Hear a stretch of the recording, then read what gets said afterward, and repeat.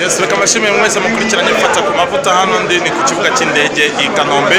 Abanyamakuru ni benshi cyane, abantu ni benshi cyane baje kwitegura ndetse no kwakira uwitwa Aleluya aka Kimasa. Aleluya Joseph rero akaba avuye muri Gabo aho yegukanye irushanwa cyangwa se tour ya Gabo yitwa Tropical Amisa Bongo. Uri kubibona imyiteguro ni myinshi cyane, mukanya araza kuba asohotse, hanyuma abantu bo bamwiteguye ni benshi nkuko urimo urabibona, ibyapa ni byinshi cyane, imyiteguro yo igeze kure. Mukanya gatoya araza kuba asohotse, ndaza kugenda mwereka n'ibindi bintu bigiye bitandukanye.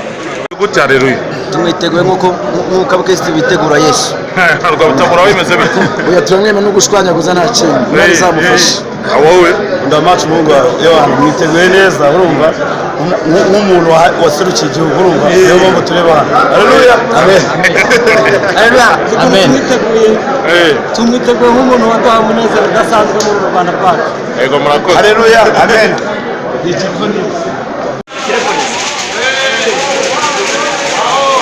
Abanyarwanda baje kwakira Aleluya Joseph. Mu kanya gato indege yahageze, araza kuba asohotse, ibyishimo ni byinshi cyane nkuko uri kubibona. Nyine abantu bamwakiriye ni benshi cyane. Iri ryose uri kubona naryo ni itangazamakuru, abanyamakuru babukereye. Mu kanya gato turaza kuba tumwakiriye, indege ye yarangije kuhagera. Hanyuma gumana nanjye kuri Fata ku mavuta, hano honyine ushobora gusanga update z'ibintu byose bishoboka bibera muri showbiz inyarwanda. Uko ubibona hano rero birakomeye kuba wafata ishusho neza. Abanyamakuru ni benshi cyane. Hanyuma ekipe nationale nayo y'amagare ikaba isohotse, tukaba tugiye kuyakira.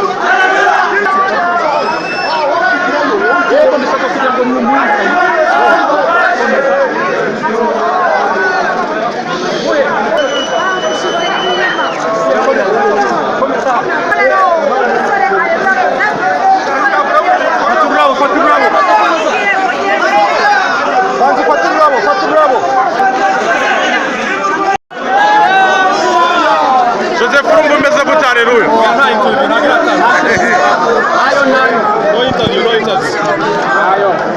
Urabona rero uyu nguyu nk'uko uri kubibona nyine ni Aleluya Joseph watwaye irushanwa ry'u Rwanda, hanyuma nanone akaba yagarutse atwaye Amisa Bongo.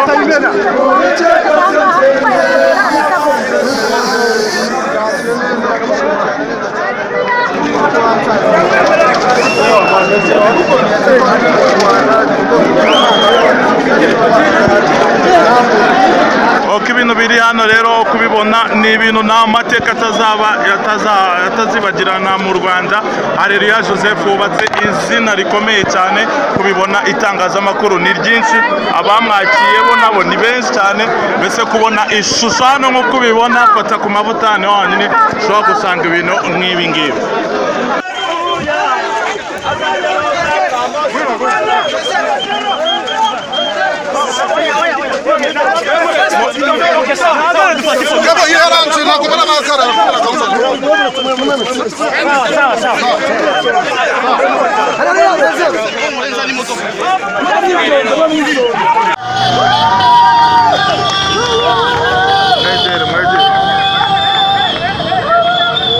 Joseph barika hano turebe.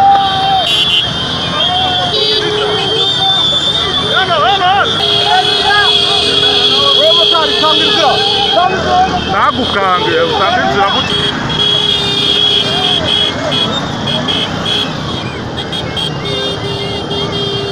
Nanjye ndi mu kazi.